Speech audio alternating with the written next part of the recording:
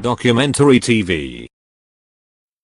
This program contains graphic material, including offensive language. Viewer discretion is advised.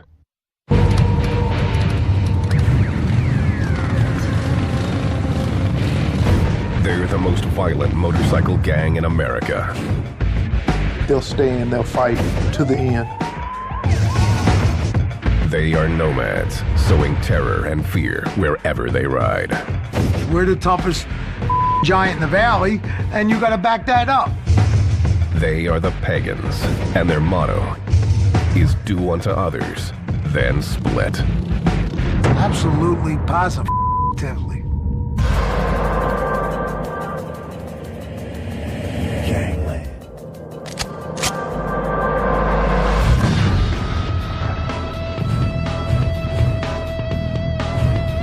Pennsylvania.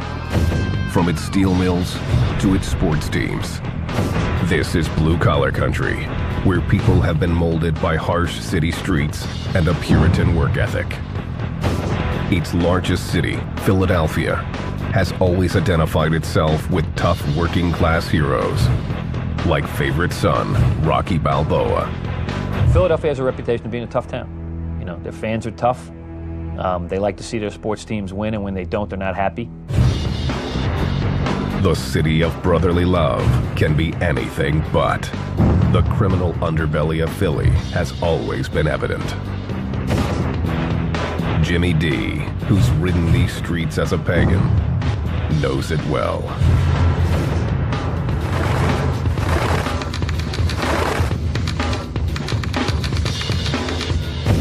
One for all for one.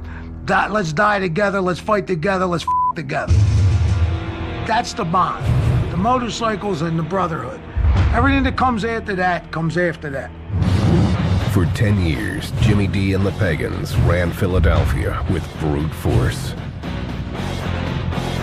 It's always been pagan territory, always been their turf. They've always let other biker organizations and biker gangs know that this is our place. The Pagans are a one-percenter club that proudly proclaims its outlaw status. 99% of the people in this world live by society's rules, obligations, and socially accepted behavior. 1% do not. 1% are outlaws. The world, this is what we live by. This philosophy has led them to become the most secretive and nomadic of the large motorcycle gangs. They don't have national or chapter clubhouses. They don't like law enforcement to even know where they're from, opting to forego patches representing their home state. What they have is 300 to 400 members. The Pagans' territory can be found in states like Pennsylvania, New York, Ohio, Maryland, and Virginia. Their sheer brutality often makes up for being outnumbered.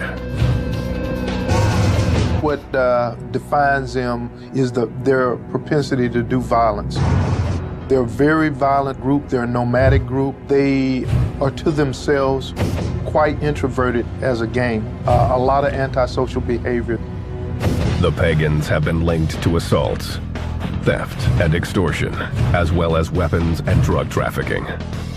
From menial bullshit, nothing, to murder.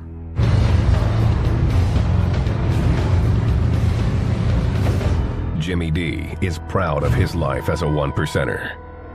He joined in 1972, giving up a college football career to pursue an outlaw lifestyle. What happened was I was working in a gas station at night when I was going to college. At 3 a.m., there's only two people out, cops and robbers. So the Pagans would roll in after the bars closed on their motorcycles. I got to meet them, know them. One thing led to another. Jimmy D's life took a turn toward the dark side. That's when he developed what he calls his jacket. The violence in my jacket is part of being a pagan. Most of that was barroom brawls, inter-club wars, bikers against bikers. All of that is part of being a pagan. That's everyday life. Bottom line is, you don't take crap from anybody. Denny asked to have his identity concealed.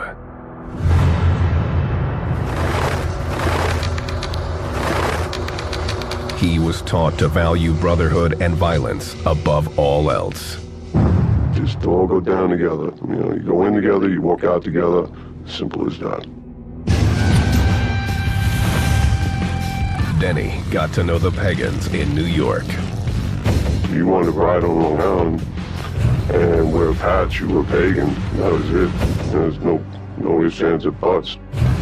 It wasn't long before he felt like part of the crew. I got to here and there, and they always had my back. I'd have their back, whatever, so it worked out good. Denny joined in the early 90s. His sponsor made sure he knew who his enemies were from the day Denny swore his oath. I went to his house and said, listen, we don't want you to prospect. We want you to be a pagan. I want you to make sure that you know we're at war with Hell's Angels. The Hells Angels are the Pagans' mortal enemy and the largest motorcycle gang in the world. Denny never forgot it, becoming a loyal and effective soldier in the war between the two gangs. You ever smell old blood? Pulling teeth out of your knuckles, pulling teeth out of your axe handles, pieces of brain. I mean, I've seen some up beatings, some nasty. The battle between the Pagans and the Hells Angels has been raging for decades, often with deadly consequences.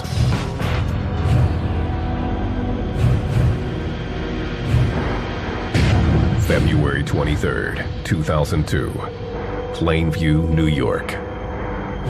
The Pagans gathered at a bar called Diamonds. Many had traveled from out of state, including the crew from Philly. Dave Henenlotter, a Nassau County detective, was there that day. You had guys from all over the regions coming. Some of them didn't even know why they were coming up. They were told, hey, we're going on a run, you gotta go to Long Island. A run is a trip the gang takes together. This run was a mandatory, meaning the gang didn't have a choice. Mandatory is someplace you're going, whether you want to or not, whether your wife's having a baby, whatever's going on, you're going.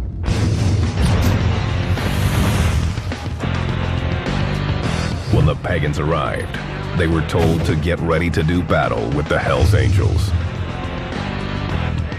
Their enemies were holding a tattoo and motorcycle convention called the Hellraisers Ball at a nearby convention center. This was the first event that the Hells Angels had sponsored in Nassau County. The Pagans felt it was an insult for the Angels to be holding an event on Long Island, a pagan stronghold. They wanted revenge and knew they'd have to pay a price to get it.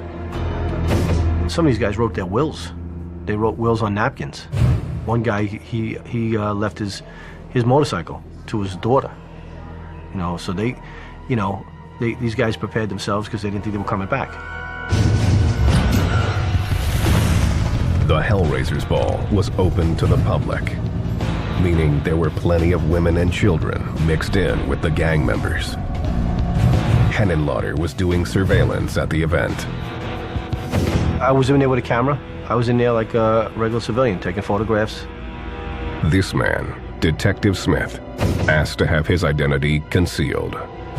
He was working undercover with the New York State Police at the event. There were more than 300 people, and outside there were several hundred or more. Everything was real calm. There was no problem until Pagans showed up, and all hell broke loose. Henenlotter was outside in the parking lot when the altercation started. When the Pagans came up, they parked their cars along here, and they got out and they walked up here. The Pagans knew it was on because they all came out with clubs. You see them walking in with their axe handles. Detective Smith saw the first pagan come through the door. I hear this roar, and then within a few seconds, this pagan, well over 6 foot, well over 300 pounds, is yelling. He had in his hands a piece of lumber, not a finished axe handle or a 2x4, just a big stick. The Pagans began pushing their way through the front door, armed with everything from axe handles to Uzis, to metal pipes and knives.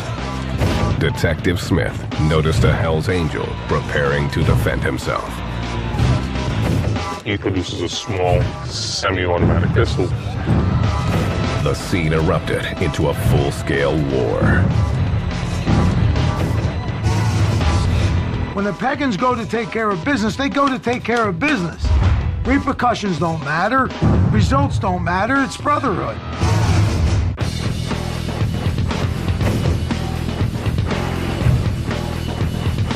The Pagans pride themselves in being the most violent motorcycle gang in the U.S. These nomadic bikers spread their terror across the Northeast, intimidating anyone who stands in their way. In their culture, they feel whatever they do is correct because that's what's been instilled in them.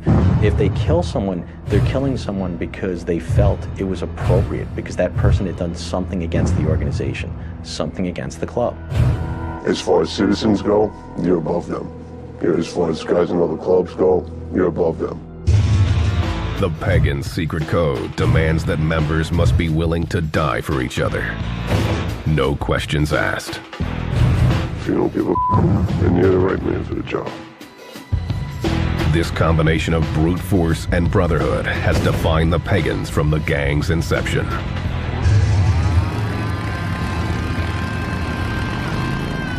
The origins of the club are unclear to outsiders. Some say it started in 1959 in Maryland and claim it was geared to racing motorcycles. The focus didn't last. When we talk about outlaw motorcycle groups, we say gang. While they may have started in the 50s and the 60s as riding clubs, they did progress into traditional organized crime.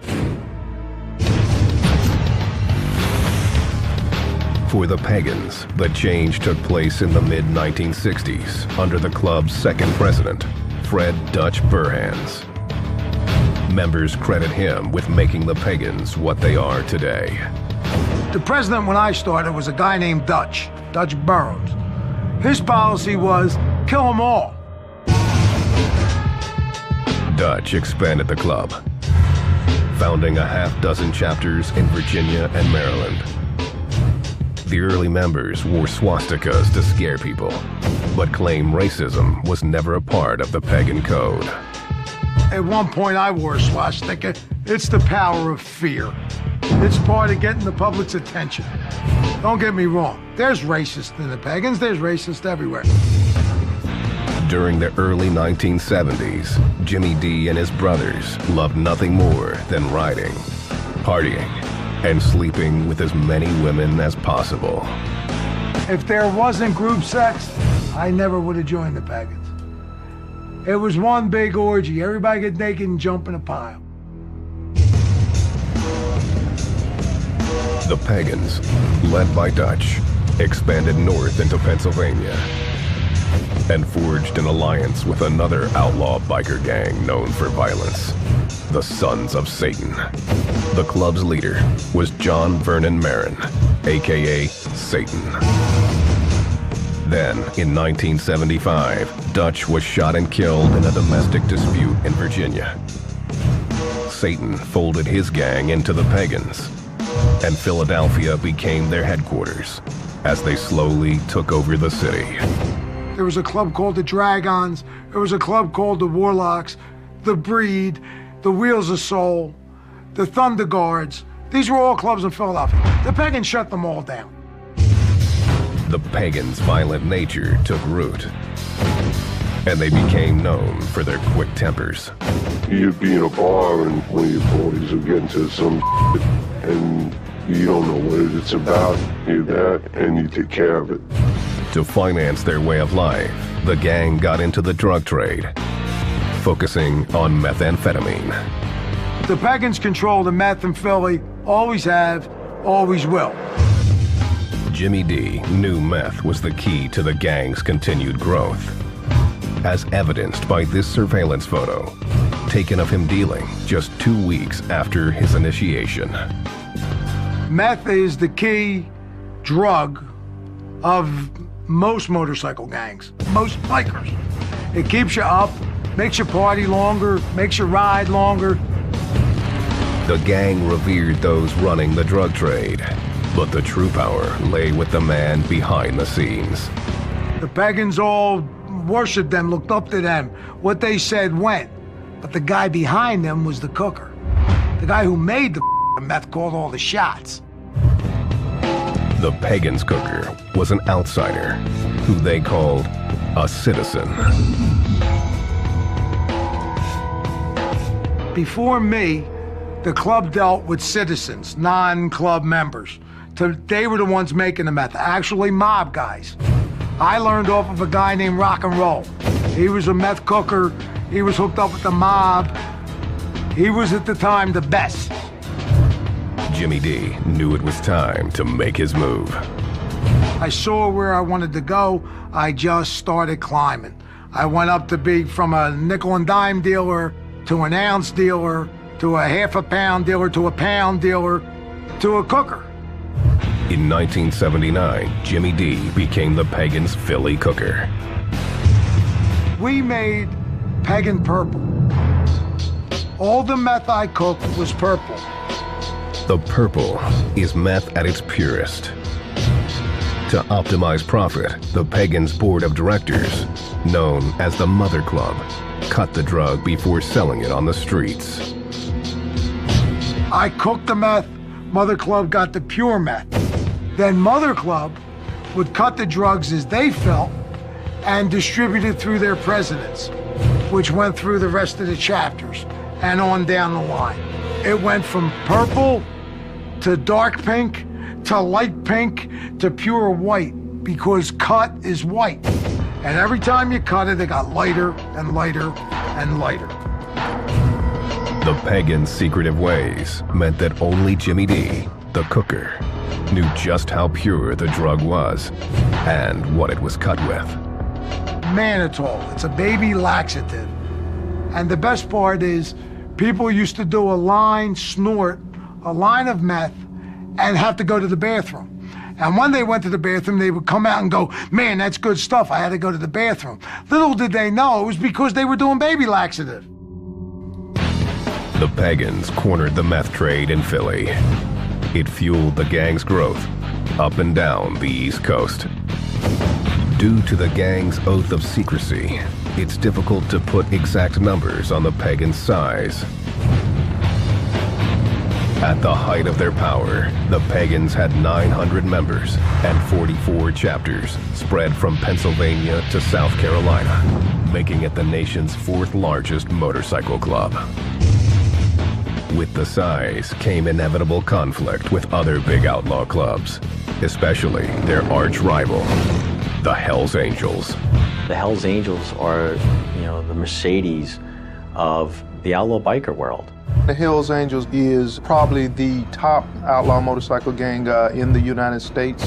It's one of the largest, if not the largest, and the Pagans being one of the strongest. But in terms of structure and the criminality that they do, they're pretty much equal there. The Hells Angels were used to getting their way, but found the Pagans could care less. No matter how outnumbered the gang was, they would always throw down. If there's Hells Angels and Pagans, they're gonna fight. If it's just Pagans and Pagans, sooner or later, one of these two guys is gonna end up getting into a fight with each other. So we just like to fight. The Pagans didn't stop at taking on other motorcycle gangs. In 1981, the biggest gang in America, the Italian Mafia, demanded a piece of the Pagans' drug trade. Nicky Scarfo was the boss of the Philadelphia mob. At some point, he decided that we were going to pay a street tax to the mob to be allowed to deal drugs in Philadelphia. He lost his mind when he thought that he could shake down the Pagan Motorcycle Club for street tax. The mob was tired of the Pagans' refusals and tried to pressure the gang by kidnapping a drug supplier.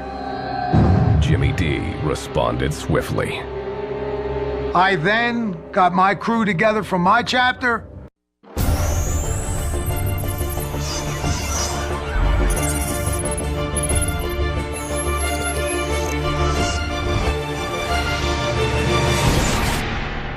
Documentary TV. Went down and started kidnapping their people. On February 26, 1981, Jimmy D kidnapped two made men. In a show of power, he forced them to drive through downtown Philly. We get to Broad and Walnut. The driver, I got a 45 to the back of his head, looks across the street, and there's 4 or 5 cops having coffee. He says to me, if you're gonna shoot me, you're gonna shoot me now. He pulls up on the sidewalk with the cops, thinking they were gonna protect him. Got out of the car and started running.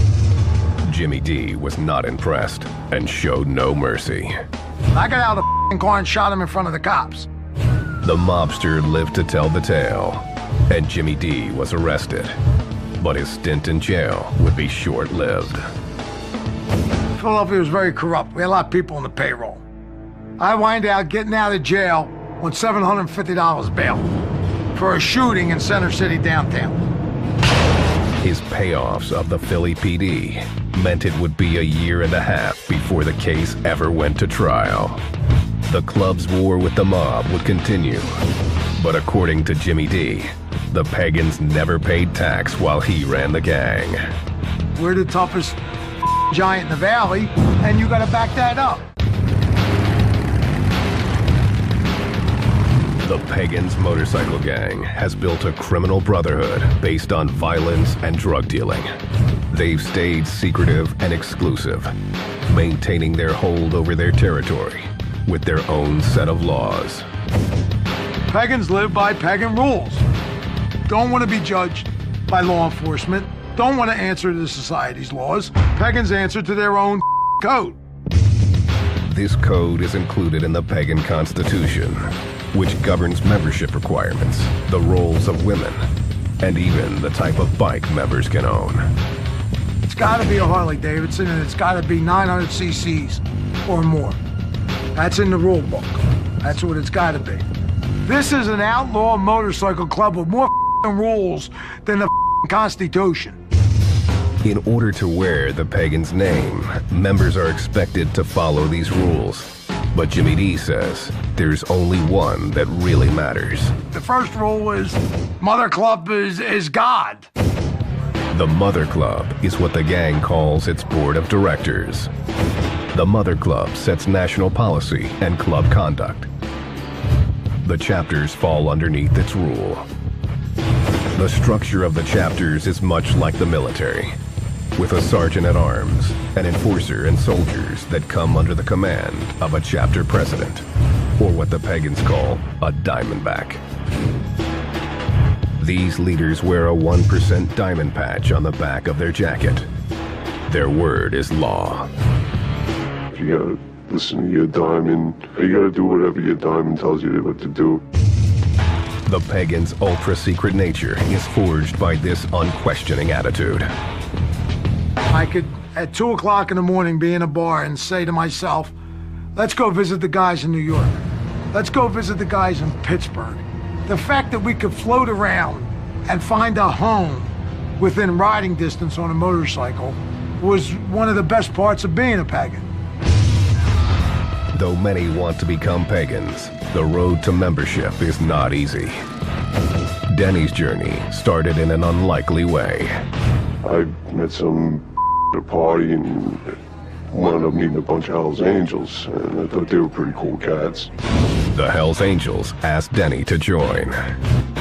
His membership in the gang didn't go as planned. I was at a party a couple years later, and this angel tried to the chick I was with, and I wound up getting into a fight with him. I actually beat his ass, but then I got my ass beat by the rest of them.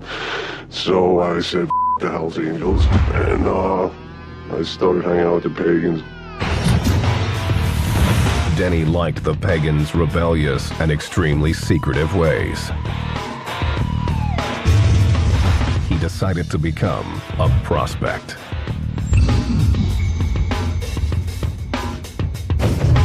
It's a role that gave him many responsibilities with few rights.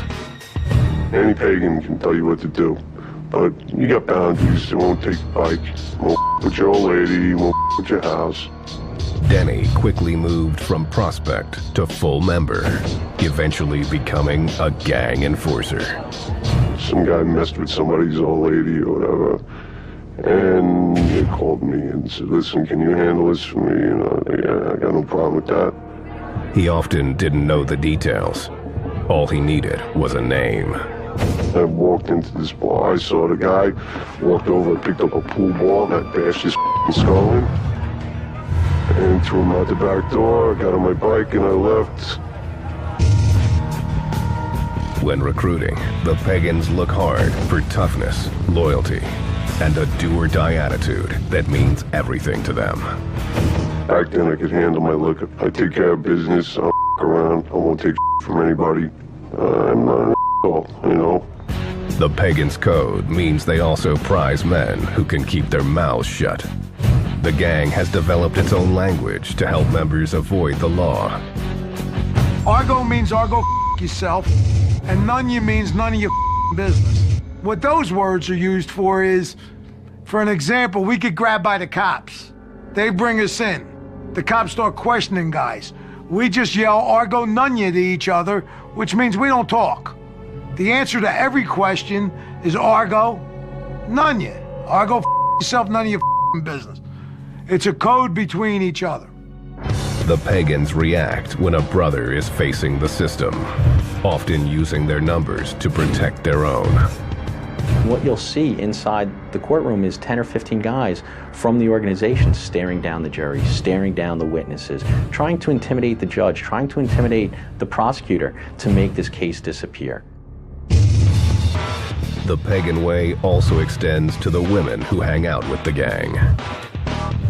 They aren't allowed to be members and are considered property of their men.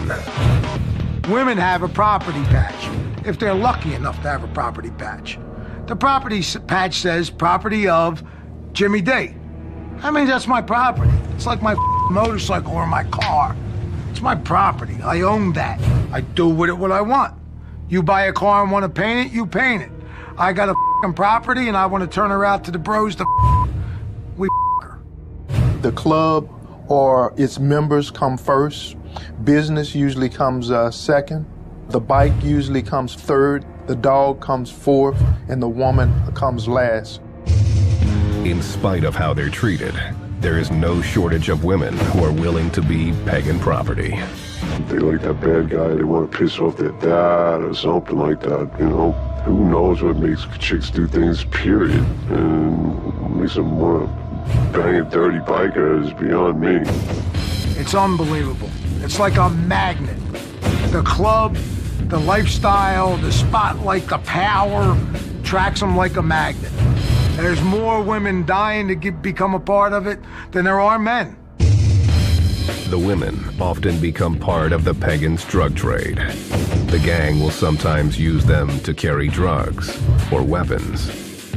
Some clubs use women for surveillance. They'll use it for, they use the women for intel. They'll use the women, put them in specific places for jobs.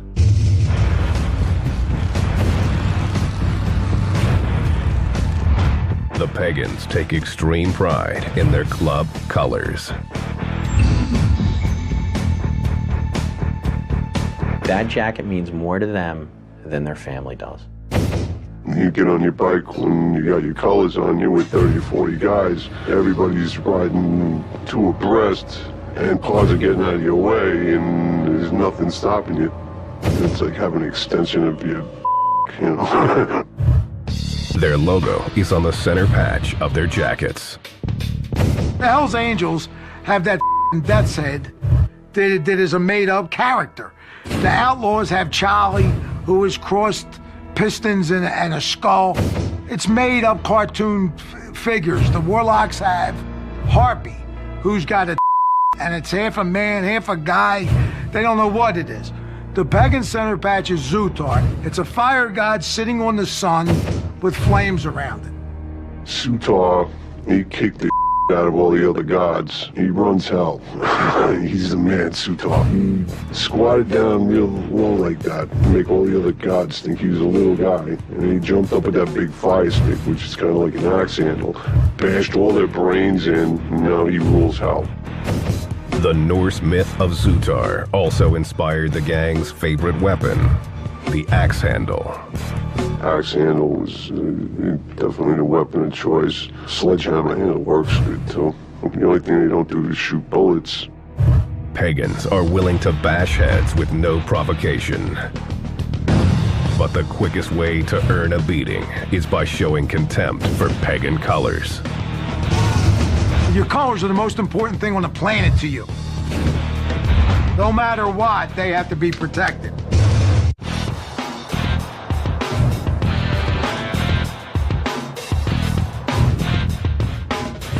In Philadelphia, the Pagans Motorcycle Club rules through a brotherhood of violence. Living pagan and dying pagan. Frank had been the biggest in the world and started a fight over nothing. But it don't matter. You stick with your brothers no matter what. You know, that's how it is. The Pagans intentionally have stayed exclusive. They believe it gives them an advantage over larger clubs. When I was a pagan, I knew every pagan. So if you get a phone call that pagan has a problem 1,000 miles away, it's easy to go to his aid. The Hells Angels get a phone call from a Hells Angel in California, and I'm from New York, and his name is Dog. I don't know him. I don't know if I'm so quick to go help him. This close-knit brotherhood isn't perfect, and blood isn't always thicker than cash. Jimmy D found that out the hard way. Pagans woke me up. Business is business. Money is money. Brotherhood is a hoax. In 1982, Jimmy was in prison after shooting a mobster in front of the cops when he was told 3 pagans were conspiring with the mob to kill him and take over his drug business. For $10,000, those 3 guys sold me out and gave the mob the green light to kill me with no repercussions. I was a team member. I was the most pagan in the world. It was all that mattered to me. To find out that my bros, my people, gave me the up to be killed by them suckers was more than I could deal with. Jimmy D made a decision. He turned on the men who had already turned on him, providing federal authorities with damaging details about the gang. I rolled over on every pagan. If they didn't give me up, I'd still be a pagan today. I would have went to prison and kept my mouth shut and came back out in good standing. Them giving me up caused me to do what I did. The feds used Jimmy D's information to begin building powerful cases against the pagans. The pagans had 2 major RICO cases that devastated the leadership of the organization, that specifically targeted the Mother Club members of the organization. By the 1990s, the gang was falling apart.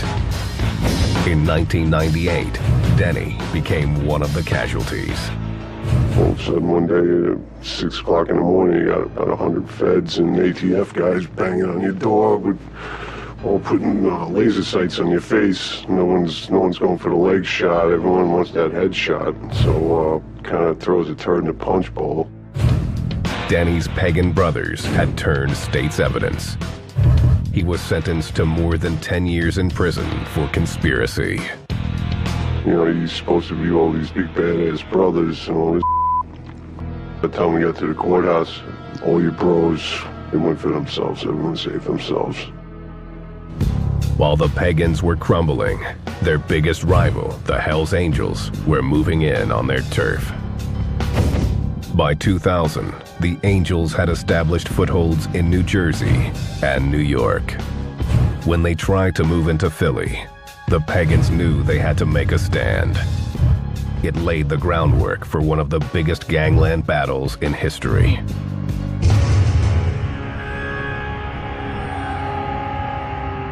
In 2002, Philadelphia. The Angels began to recruit Pagans, attempting to get them to switch alliances. You do not trade in your colors with the Pagans to have colors with another organization, especially the Hells Angels at that point. The first Pagan to become an Angel was Tom Thinker Woods, a former leader of the Pagans Mother Club. He contacted the Hells Angels and offered them the Philadelphia chapter. Said, okay, fellas, we want to come over. Give us colors, we'll become Hells Angels, and we'll deal with the Pagans here. We'll give you Philadelphia. And that's, I think, was widely viewed as a mortal sin, so to speak, among bikers. The betrayal stoked fury throughout the Pagans' membership.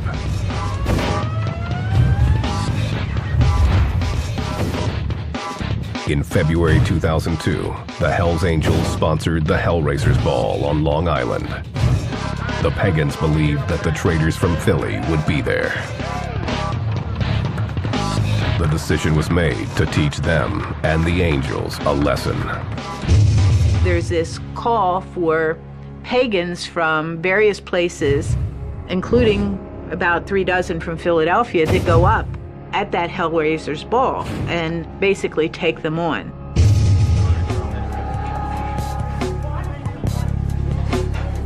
The Pagans assembled, wrote their wills, then stormed the public event.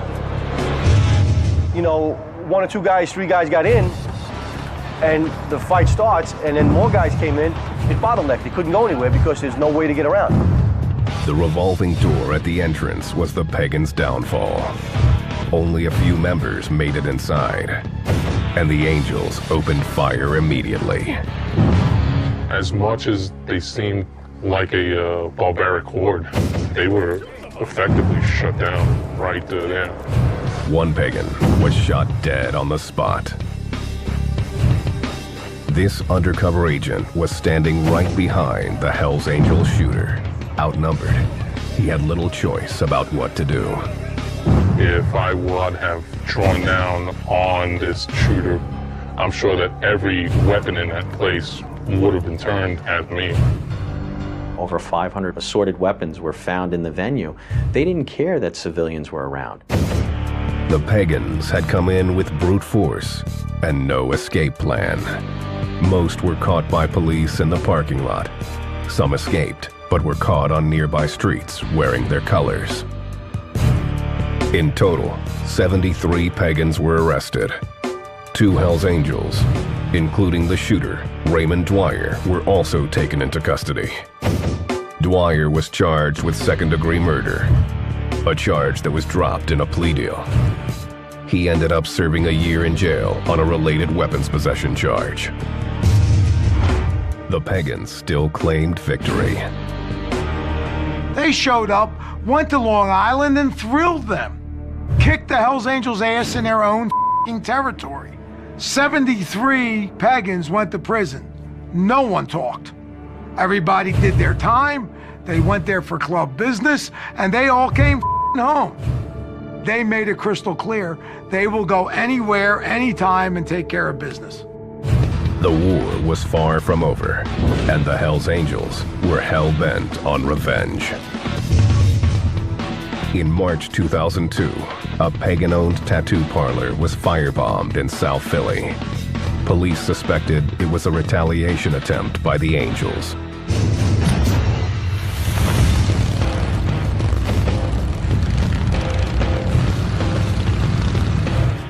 The Hells Angels continued to make their presence known in Philly. There were a lot of rumors that they were opening a clubhouse, and then bam, it was there. They had a few parties and things like that. The Pagans took it as the ultimate disrespect. Well, the Pagans did exactly what the Pagans were supposed to do.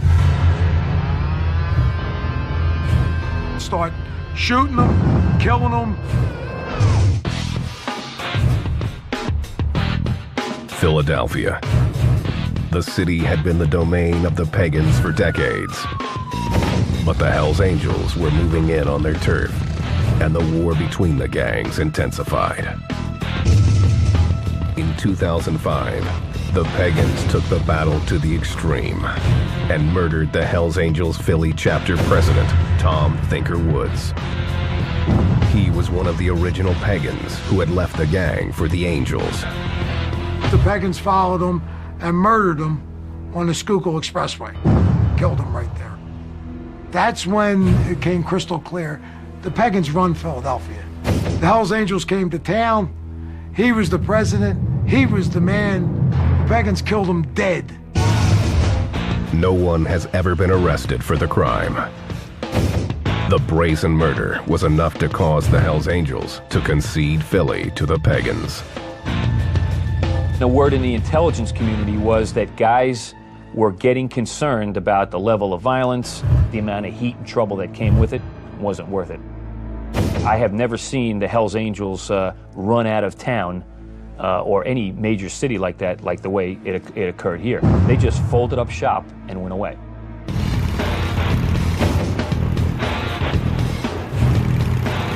The pagans have remained unchanged for most of their existence. Violence continues to be their trademark. Just seeing some horrible beatings. You see somebody get hit in the head multiple times with axe handles, and they just never gonna look the same. Unlike the Angels, the pagans never went for size. Their secret nature keeps them underneath the radar of law enforcement. Today, the pagans are rebuilding, trying to recruit new members to replace those lost in the battle with the Angels. The pagans have, over the last 10 years, been in trouble.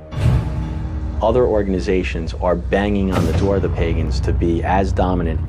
The Mongols, the Warlocks.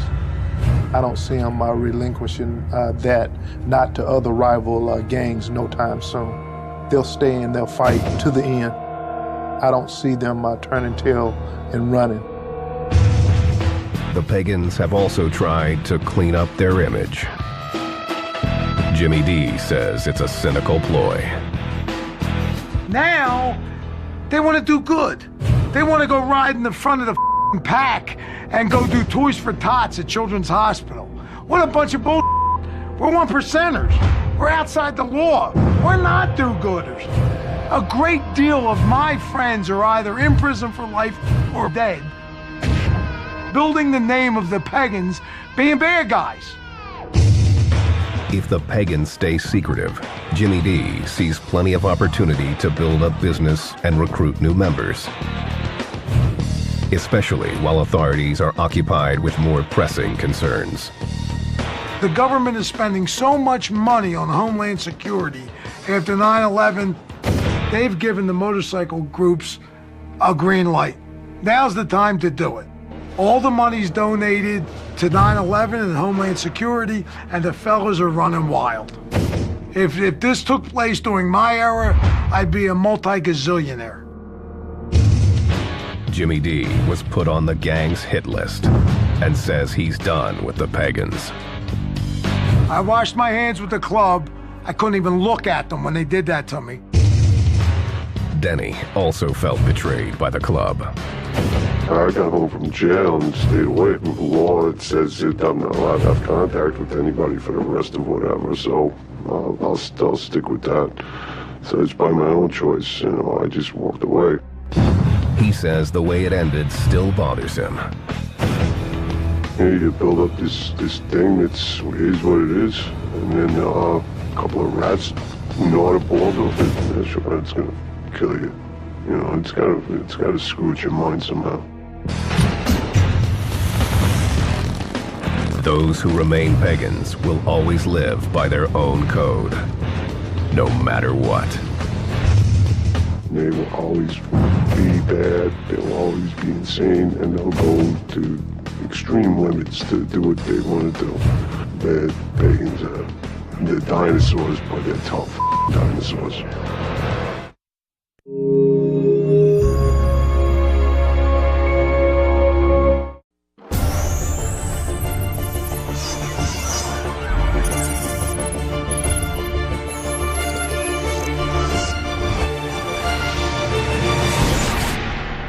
Documentary TV.